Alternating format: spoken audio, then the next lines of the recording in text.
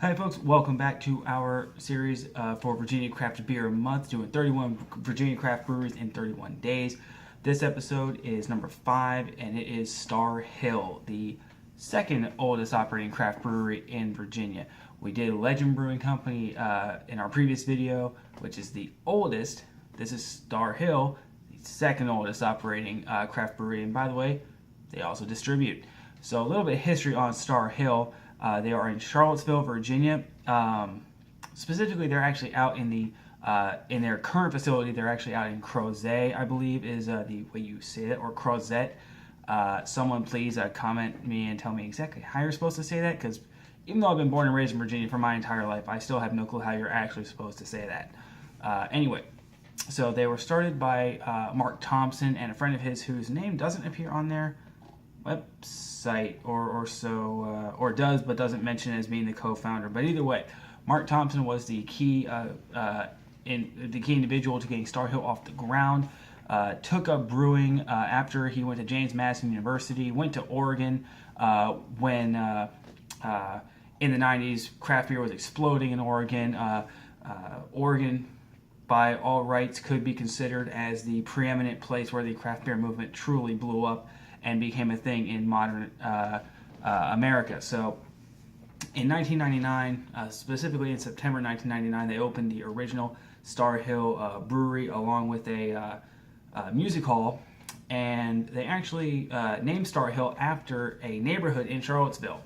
So that's where the name comes from. And Starr Hill, much like every single other brewery that we've done so far, isn't quite the award-winning brewery. They have multiple awards for pretty much all of their beers at this point. I think I don't believe I saw one without an award of their general year-round beers. Now they do plenty of year-round beers, and then they actually do quite a few seasonal beers, of course, and then they do what they call their all-access series, which is definitely a fun series, which is definitely more on the interesting brew side. My personal favorite is their Imperial Chocolate Cherry Stout. Yes, I said a chocolate cherry stout. And mostly I love it because I've had it before and it actually does taste like a chocolate covered cherry. It's kind of freaky. But well done, Starr Hill, either way, well done. And my other favorite one out of them is called the King of the Hop Imperial IPA. But again, those are from the All Access series, and they are rarely released, so you got to keep an eye out on them and ask around when they start getting distributed to really find yourself a bottle. And then they do what they call the debut series, which was a very limited release series of beers, some of them on nitro. Very fun stuff. Starr Hill's definitely got their feet in a lot of different types of brewing, different types of styles, and all sorts of fun stuff.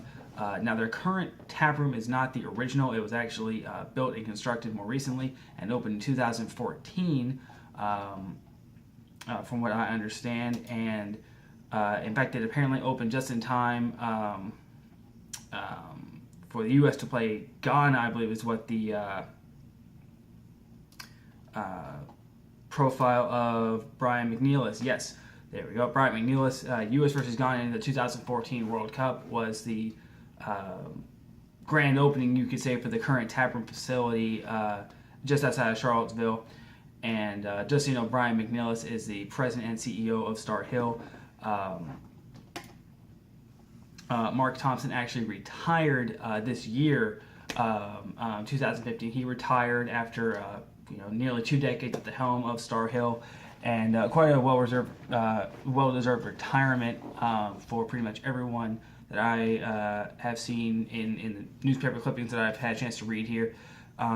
Definitely earned that retirement. Now, the beer that we are going to feature here is a year-round release by them, again sticking with the theme, but this is the highest ABV one that we've done so far. Definitely sticking with the hoppiness. You have Double Platinum Imperial IPA. Now, I don't know if you can read the fine white print there, but it does say 8.6% alcohol by volume. And again, we're sticking with the Belgian beer glass theme here. And I promise we will get into some other styles later on. I think I've done 3 IPAs now, so I haven't been very diverse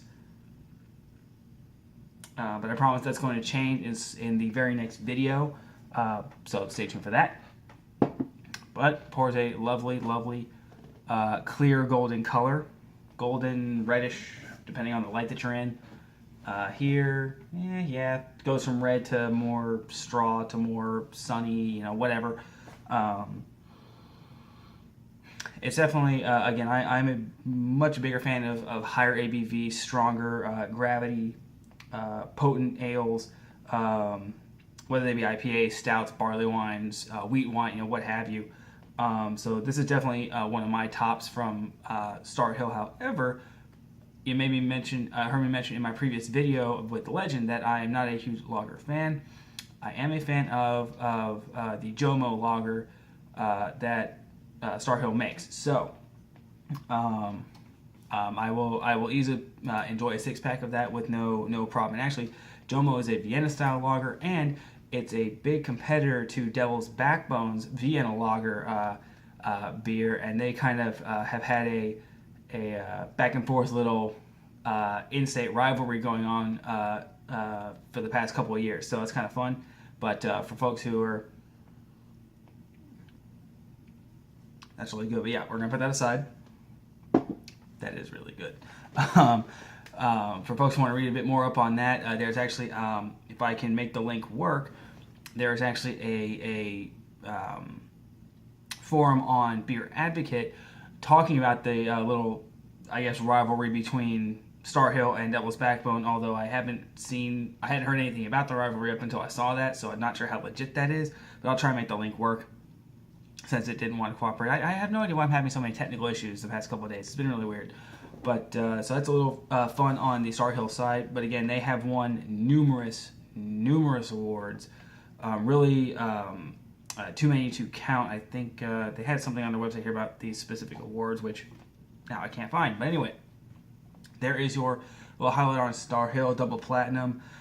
Just so y'all do know, their general lineup, here are their year-round beers. Northern Lights IPA, Grateful Pale Ale, the Love Wheat Beer, which is actually, again, really nice solid beer, Jomo Vienna Style Lager, Double Platinum Imperial IPA, which is also the highest ABV beer that they make year-round, Starr Pils, which is their German style Pilsner, and Dark Star, which is their dry Irish Stout. It's got a little bit more punch than flavor profile behind it than, let's say, another dry stout of worldwide repute. It's got a much more denser profile to its flavor. So excellent dry stout there. To give you an idea of the seasonal beers, one that really gained a lot of notoriety this past year, I saw it just kind of explode from its origin this year, was their Reviver Red India Pale Ale, and or also called a Ripa, I guess is what they call it. But that was released this year, and it exploded in popularity. It was flying off the shelves left and right. From what I do remember reading about this when it came out, they did not make enough to meet initial demand. So great job there by Starr Hill. But anyway, I'm going to shut up and let y'all enjoy the rest of your evening. Thanks for sticking with me on this Starr Hill video. Again, we're going to be changing course here a little bit from IPAs, because again, I think I've done 3 of those. Next one's going to be definitely a different style, I promise you. And stay tuned for episode 6 tomorrow. Cheers, folks. Later.